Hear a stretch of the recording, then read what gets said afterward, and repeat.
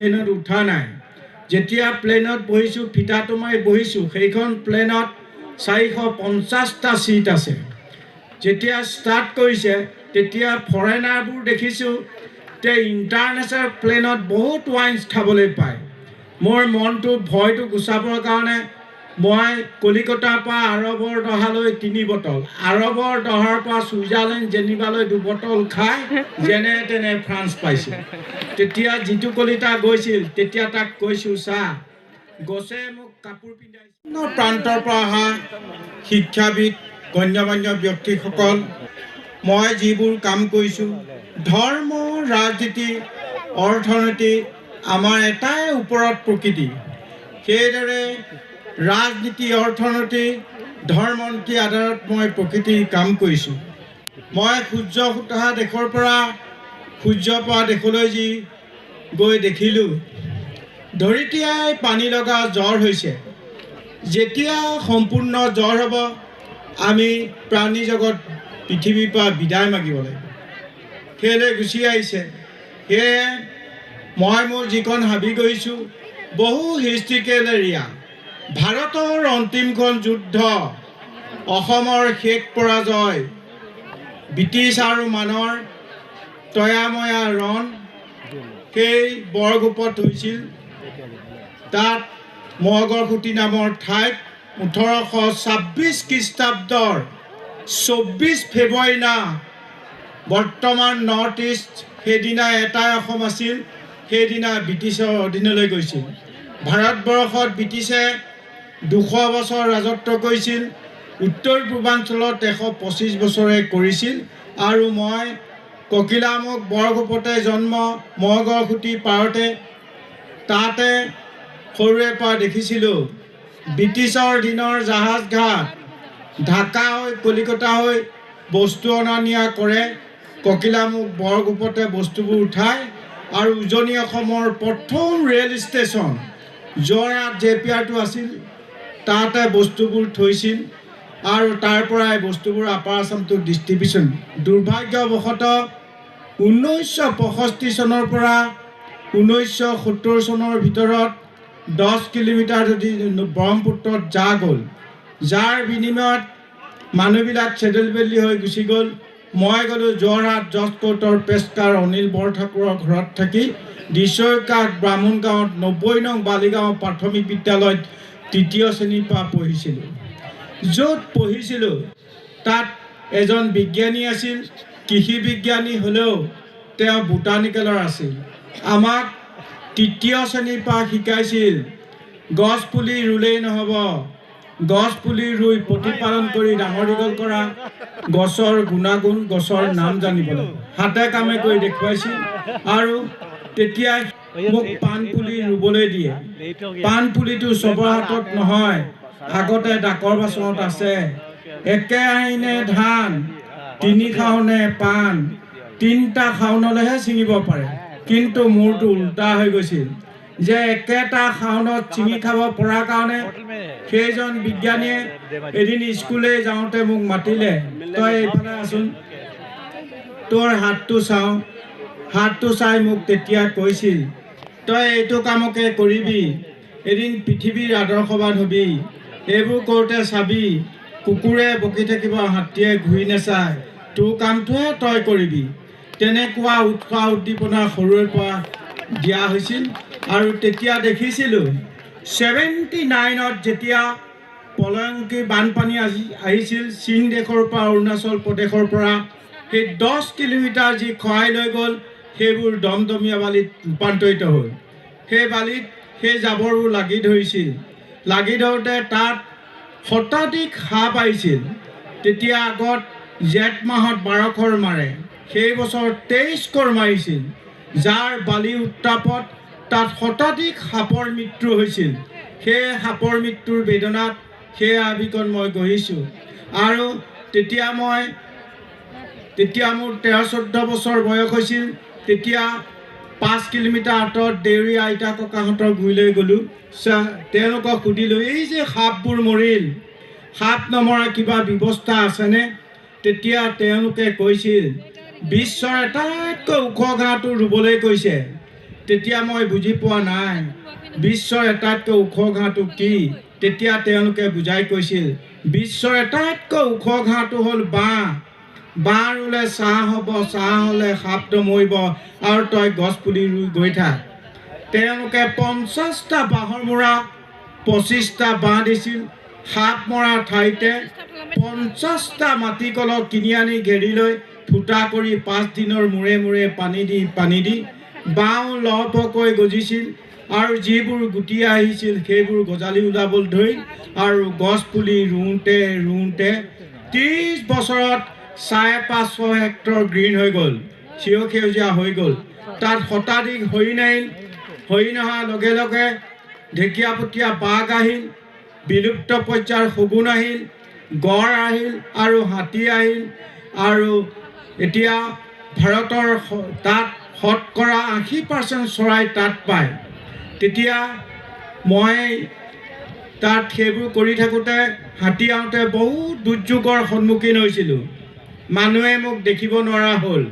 তই আভিকণ গঢ়াৰ কাৰণে হাতীবোৰে আহি আমাৰ ঘৰ দুৱাৰ খাদ্যবোৰ খাই পেলাইছে। সেইকাৰণে তেওঁলোকে সিদ্ধান্ত কৰিলে যে এই গছবোৰ কাটি দিলে আৰু হাতীজোম নাহিব। তেতিয়া এদিন হেজাৰ মানুহে কৰত কুটাৰ লৈ আহি মোৰ গুৰিলৈ আহিল। মোক তেতিয়া সুধিছে আমি এই গছবোৰ মুকলি কৰিবলৈ আহিছোঁ, এইকাৰণে হাতীজোম আৰু ইয়ালৈ নাহিব। তেতিয়া সেইখিনি মানুহক মই কৈছিলোঁ প্ৰথমতে মোক কাটিব লাগিব, তাৰপিছতে গছ কাটিব পাৰিব। তাৰ লগে লগে তেওঁলোকক ক'লোঁ যে আপোনালোক গছ কটাৰ আগতে আপোনালোকৰ MLA আছে, MP আছে, চিফ মিনিষ্টাৰ আছে, ভাৰতৰ প্ৰধানমন্ত্ৰী আছে, ফৰেষ্ট ডিপাৰ্টমেণ্ট আছে, তেওঁলোকক সুধি লওক। তেতিয়া মোৰ কথা শুনি তেওঁলোক ঘূৰি গৈছিল। ঘূৰি যাওঁতে অসমৰ সংবাদ মাধ্যমক এইকাৰণে ধন্যবাদ জনাব লাগিব। বহুত দুখ কষ্ট অতিক্ৰম কৰি 18 কিলোমিটাৰ হাবিৰ মাজেদি খোজকাঢ়ি আহি মোক লগ কৰিবলৈ। মই প্ৰথমতে তেওঁলোকক চোৰাং চিকাৰী বুলি ভাবিছিলোঁ। যিদিনা আহিছে 3টা গড় আছে, 9টা গৰু বাঘে মাৰিছে, 150 হাতী আছে। মই চোৰাং চিকাৰী বুলি ভাবি তেওঁলোকক ঘূৰাই পঠিয়াইছিলোঁ। পঠিয়াওঁতে পিছদিনা আকৌ মাঘৰ বিহু আহিল। মাঘৰ বিহুদিনাখন আহি পেলাই মোক এখন ফুলাম গামোচা, চেলেং চাদৰ 500 টকা আৰু তাত প্ৰমাণপত্ৰ দি কৈছে যে আপোনাৰ লগত আমিবিলাক আছোঁ, আপুনি বহুত ভাল কাম কৰিছে। সেই বুলি গ'ল। সেই আৰ্টিকুলটো লিখিবলৈকে 2 বছৰ সময় লৈছিল। শদিয়াৰ পৰা ধুবুৰীলৈ ফৰেষ্ট ডিপাৰ্টমেণ্টৰ লগত আলোচনা কৰিলে। তেতিয়া ফৰেষ্ট ডিপাৰ্টমেণ্টে ক'লে যে এইটো আমাৰ ৰেভিনিউত নপৰে, তেওঁ অকলে গঢ়া হাবি। তেতিয়া 2010 চনত দৈনিক জনভূমিত 2010 চনৰ 25 জানুৱাৰী দৈনিক জনভূমি জিতু কলিতাই লিখা আৰ্টিকুলটো লিখাৰ লগে লগে DY 365 দূৰদৰ্শনৰ টাইমছ অফ ইণ্ডিয়া আহিল। টাইমছ অফ ইণ্ডিয়াই আৰ্টিকুল লিখাৰ লগে লগে জৱাহৰলাল নেহৰু ইউনিভাৰ্চিটিয়ে ধৰিত্ৰী দিৱসৰ দিনা মোক সেই হাবিৰ মাজৰ পৰা মাতি নি 3 দিন 3 ৰাতি প্ৰতিটো গছ গছনি, প্ৰতিটো জীৱ জন্তু, প্ৰতিটো চৰাই চিৰিকটিৰ বিষয়ে অধ্যয়ন কৰি ভাৰতলৈ ৰাতি 3:30 বজাত অৰণ্যমানত forest man of India title দিছিল এনভাইৰনমেণ্টেল চাইণ্টিষ্টসকলে। তেতিয়া মই তেওঁলোকক কৈছিলোঁ যে সন্মানটো দিছে হয়। মই আজি 7 দিন থাকিলোঁ। 7 দিনৰ মূৰত মই মিচিং জনগোষ্ঠীৰ মানুহ, গধূলিলৈ আপোঙে পাতি খাওঁ, এতিয়াতো খাবলৈ পোৱা নাই। গতিকে তেওঁলোকে 5000 দি বটল এটা আনি বেলেগ এটা ৰুমত খাই লৈ অধ্যয়ন কৰিছে যে খাই লৈ কি কয়, নাখাই লৈ কি কয়। তাৰপৰা একেটাই ক'ম আৰু আমি কাম কৰি থকা মানুহটো বেলেগটো ক'ব নোৱাৰি। সেইকাৰণে সেই সময়ৰ মুখ্যমন্ত্ৰী তৰুণ গগৈয়ে ফোন কৰিছিল দেশৰ আগশাৰী ইউনিভাৰ্চিটিত দেশৰ গৌৰৱ অনাৰ কাৰণে তোমালৈ শুভেচ্ছা জনাওঁ। তেতিয়া মই হুক কৰি কান্দিছিলোঁ। সেইকাৰণে তাত থকা বিজ্ঞানীসকল, তাত থকা ছাত্ৰ ছাত্ৰীসকল, তাত থকা MP সকলে সুধিছিল কিয় কান্দিছে। মইতো অসমৰ বদনাম ক'ব নোৱাৰিম। গতিকে মোৰ ল'ৰা ছোৱালীবোৰ সৰু হাবিতে এৰি থৈ আহিছোঁ, জীৱ জন্তুৰে ভৰা। এসপ্তাহ দিন মই ইয়াত আছোঁ, সেইকাৰণে মোৰ মনত পৰিছে, সেইকাৰণে চকুৰ পানী ওলাইছে। তেতিয়া আৰু তাত তেওঁলোকে সেইদৰে কোৱা দেখি মোক গোটেই বিষয়বস্তুবোৰ জানি তেওঁলোকে তেতিয়া মোৰ চকু পানী টুকাৰ উদ্দেশ্যটো মই তেতিয়া কৈছিলোঁ যে অসমত 3খনকৈ ইউনিভাৰ্চিটি আছে, নিচেই কাষতে টুকুলাই চাহ গৱেষণা কেন্দ্ৰ আছে, নিচেই কাষতে ৰিচাৰ্চ লেবৰেটৰী আছে, নিচেই কাষতে কৃষি বিশ্ববিদ্যালয় থাকোঁতে জৱাহৰলাল নেহৰু ইউনিভাৰ্চিটিয়ে সেই হাবি মাজৰ পৰা মাতি নি মোক সেই সন্মানটো দিয়াৰ কাৰণে দুখ বেদনাত কান্দিছিলোঁ। যাই নহওক অসমলৈ আহিলোঁ। অসমলৈ আহি দেখিছোঁ লখিমপুৰ গাৰ্লছ কলেজৰ ছাত্ৰীসকলে মৰিয়নি জংচনত ৰৈ আছে। ছাৰ আপুনি আৰু এতিয়া ঘৰত যাওঁ, আপুনি 3 দিন খোৱাই নাই, আপোনাৰ নেটত চাই আছোঁ, আমি আপোনাক নিবলৈ আহিছোঁ। লখিমপুৰ গাৰ্লছ কলেজত অসমৰ ভিতৰত প্ৰথম মোক সম্বোধনা জনোৱা, আৰু তেতিয়াই সম্বোধনা জনাই থাকোঁতে বম্বেলৈ চন্দ্ৰ মুখানন হলত APJ আব্দুল কালাম ছাৰে মাতি নি পিছদিনা আকৌ লখিমপুৰৰ পৰা গুচি গৈছোঁ বম্বে। তেতিয়া তাত APJ আব্দুল কালাম ছাৰে মূৰত হাত দি কৈছিল, বিশ্বৰ আটাইতকৈ ভাল কাম কৰাৰ কাৰণে তোমাক 60 কেজি ডায়মণ্ড চেৱাৰ 2.5 লাখ টকা চেক দিছোঁ, বিশ্ববাসীৰ কাৰণে কৰিবলৈ কৈছে। आपका subject and school and college university बड़ा बड़ा मीटिंग में मत जाइए, ये नहीं इंडिया में इन्वाइट करेगा जाने पड़ेगा, ऐसे ही नहीं ऑल ओवर वर्ल्ड जब इन्वाइट करेगा आप जाने पड़ेगा। मैं 3 दिन पिছত আকৌ invite event global to Paris. পেৰিছলৈ যেতিয়া যাওঁ তেতিয়া পাছপোৰ্ট ভিছা নাই, মই কেনেকৈ যাম? তেতিয়া যোৰহাট উপায়ুক্তই সকলোখিনি ঠিক ঠাক কৰি তেতিয়া ক'লে 2 দিন ভাৰত বন্ধ দিছে, আপুনি বোলে 2 দিনৰ আগত যাব লাগিব কলিকতালৈ, তাতে পাছপোৰ্ট ভিছাটো দিব। তাত যেতিয়া কলিকতাত গৈ 2 দিনৰ আগত পালোঁ, পাছপোৰ্ট ভিছা পাইছোঁ, তেতিয়া ভয় লাগিছে। ভয় এইকাৰণে লাগিছে, কোনোদিন বিদেশলৈ যোৱা নাই, প্লেনত উঠা নাই। যেতিয়া প্লেনত বহিছোঁ, ফিটাটো মাৰি বহিছোঁ, সেইখন প্লেনত 450টা ছিট আছে।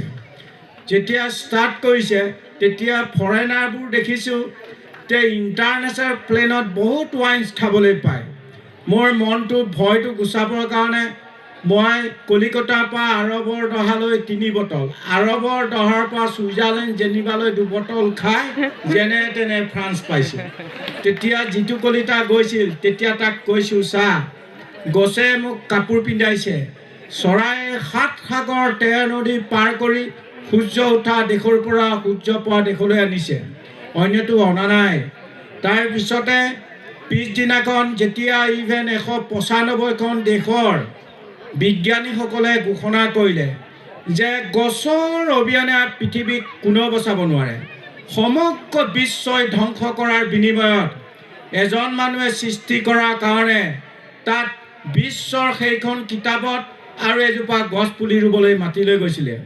গছটো যেতিয়া বহুৱাই দিছিলোঁ গাঁতত, বিশ্বৰ বিভিন্ন ধৰ্মাৱলী লোকসকল তাত আহি অকণ অকণ মাটি দি গছজোপা বাচিবলৈ নিজৰ ধৰ্মত তেওঁলোকে প্ৰাৰ্থনা কৰিছিল। কিছুৱে ডেন্স দিছে, কিছুৱে গান গাইছে, এনেকৈ তাত তেতিয়া সুৰ সুৰ বৰষুণ দিছিল, বৰ ভাল লাগিছিল। আজিৰ পৰা পৃথিৱীখন এৱাৰনেছ হৈছে। সেইজোপা গছ এতিয়া 30 ফুট ওখ হৈছে। ফাইন গছে ৰুইছিলোঁ ফ্ৰান্সত, আৰু তাৰপিছত ভাৰতলৈ ঘূৰি আহিলোঁ। ভাৰতলৈ ঘূৰি আহি দেখিলোঁ ভাৰতৰ বিভিন্ন স্কুল কলেজ ইউনিভাৰ্চিটিবিলাকত গৈ 1972 চনতে ছুইডেনৰ ষ্টকহোমত 113খন ৰাষ্ট্ৰই ঘোষণা কৰিছিল, তেতিয়াই জলবায়ু পৰিৱৰ্তন হৈছে। ভাৰতবৰ্ষত 1973 চনত পাঠ্যক্ৰমত সোমাই লৈছে। 1974 চনৰ পৰা 5 জুনটো বিশ্ব পৰিৱেশ দিৱস পালন কৰে। ভাৰতৰ বিভিন্ন স্কুল কলেজ ইউনিভাৰ্চিটিবিলাকত গৈ মই দেখিছোঁ একেটা গাঁততে বিশ্ব পৰিৱেশ দিৱস পালন কৰে, গছ এজোপাও নাই। নাই ভাৰতীয় শিক্ষাটো এনেকুৱা নেকি? ডাঙৰবোৰে গছ কাটে, সৰু সৰু ল'ৰা ছোৱালীবিলাক গছ পুলিবোৰ উঘালি জান মৰা। সেইদিনাৰ পৰা যদি উঘালিও নিদিলেহেঁতেন ইমান জলবায়ু পৰিৱৰ্তন হ'ব নোৱাৰে। সেয়ে শিক্ষাক অগ্ৰাধিকাৰ দি এনভাইৰনমেণ্টেল ছায়েন্স পৰিৱেশ বিজ্ঞান LP স্কুলৰ পৰা দিব লাগিব, পৰিৱেশ শিক্ষক দিব লাগিব, পৰিৱেশ ইউনিভাৰ্চিটি দিব লাগিব। যেতিয়া এটা ল'ৰাই LP স্কুলত নাম লগাব, এজোপা গছ ৰুব, সি 5 বছৰত ডাঙৰ কৰিব লাগিব। তাৰ অক্সিজেনটো সি নিজে ল'ব, পিছৰ 5 বছৰত তাৰো এজোপা ৰুব, বিশ্ববাসী দিব। তেতিয়া ভাৰততে নহয়, পৃথিৱীত কিমান 800 কোটি মানুহৰ ল'ৰা ছোৱালীয়ে বছৰি এডমিশ্যন লয়। সেইখিনি ল'ৰা ছোৱালী যেতিয়া আমাৰ পৃথিৱীত এই গছবোৰ ডাঙৰ কৰিব, তাহাঁতৰ গছ কোনোদিন কাটিব নিদিব, সিহঁতৰ গছৰ ওপৰত পৰা চৰাই মাৰিব নিদিব, সিহঁতৰ গছৰ তলত থকা জীৱ জন্তু মাৰিব। সেই আদিম যুগৰ পৰা সংৰক্ষণ নকৰা তাহাঁতে পাৰিব, আনে নাই। বুঢ়া শালিকাই মাত নলয়। এতিয়া দেখা পোৱা গ'ল যে অকল ভাৰতবৰ্ষই নহয়, পৃথিৱীৰ বিভিন্ন দেশৰ কোনো এখন দেশৰ শিক্ষানীতিত পৃথিৱীক ভাল পাবলৈ নাই। নথকাৰ ফলত জলবায়ু পৰিৱৰ্তন COVID-19 আহি গৈছে। বাপেক মৰিলেও চুব নোৱাৰে, মাক মৰিলেও চুব নোৱাৰে। দেখা পোৱা যায় ঘৰৰ পৰাই শিক্ষানীতিটো ভুল আছে। ঘৰত দেখিবা আপোনাৰ ককাই ভাই দুজন বেলেগ হৈ গ'ল, বেলেগ হৈ পেলাই ককাকে ৰোৱাটোও কাটিছে, বাপেকে ৰোৱাটোও কাটিছে, নিজে গজাটোও কাটিছে। আকৌ LP স্কুলত নাম লগালে, দেখিবলৈ চৰকাৰে বিল্ডিং গান দিলে, গছবোৰ কাটি পেলাইহে তাত বিল্ডিং বনাইছে। ইউনিভাৰ্চিটিলৈকে অকল গছ কটাটো দেখাইছে, কিন্তু গছ ৰুই প্ৰতিপালন কৰি ডাঙৰ দীঘল কৰা গছৰ গুণাগুণ, গছৰ নাম জনা এটাও নাই। কাৰণ মই মোৰ হাবিত গম পাওঁ, এতিয়া পৃথিৱীৰ যিমান বিজ্ঞানীসকল আহে, বোটানিকেল বিভাগৰ প্ৰফেচাৰসকল আহে, তেওঁলোকে থিয়ৰিকেল গছৰ নাম জানে, কিন্তু গছটো চিনি নাপায় নহয়। তেতিয়া আমাৰ ল'ৰা ছোৱালীক কি শিক্ষা দিছোঁ চাওক, সিহঁতৰ গাতটো আপোনালোকৰ যোৱা বছৰতে জানে 2023-24ত 5টা ল'ৰা ছোৱালী গোলকীয় উষ্ণতাত ইয়াতেই মৰিছে। আকৌ যোৱা বছৰটো 19টা ক্লাছ 9 to 11 ঢালি পৰিছে। ৰাতিপুৱা 7:30 বজাত স্কুল কৰে, 12:30 বজাত ছুটি দিয়ে। এই সময়ত যেতিয়া গোলকীয় উষ্ণতাটো বেছি প্ৰখৰ ৰ'দ হয়, সেই সময়ত সেই ছাত্ৰ ছাত্ৰীবিলাকৰ তাহাঁতৰ তেজটো গৰম হৈ থাকে। যেতিয়া ৰ'দটোৱে মূৰত ধৰিব, ঘৰলৈ যাওঁতে তেওঁ মূৰ ঘূৰাব, হাৰ্ট এটেক হৈ পেলাই ল'ৰা ছোৱালীৰ মৃত্যুমুখত পৰে। তেনেকুৱা শিক্ষা দিব নালাগে, ল'ৰা ছোৱালীক লৈ পাশা খেলিব নালাগে। তেওঁলোকক মানৱ সম্পদ গঢ়িবলৈ চেষ্টা কৰিব লাগে। সেই সময়ছোৱাত আমি গৰম বন্ধ দিব নালাগে। এতিয়া বতৰৰ আগজাননী, আজিকালি ঘৰে ঘৰে মোবাইল টিভি আছে, ইমান ডিগ্ৰী হ'ব। যেতিয়া 41-42 ডিগ্ৰীত সেই ল'ৰা ছোৱালীখিনি মৰিছে, অহা বছৰ এই বছৰটোত হ'ব কিমান? 52 ডিগ্ৰী। তেতিয়া আপোনালোকে চাওক অসমত কি হ'ব পাৰে, ভয়ানক বিপদ।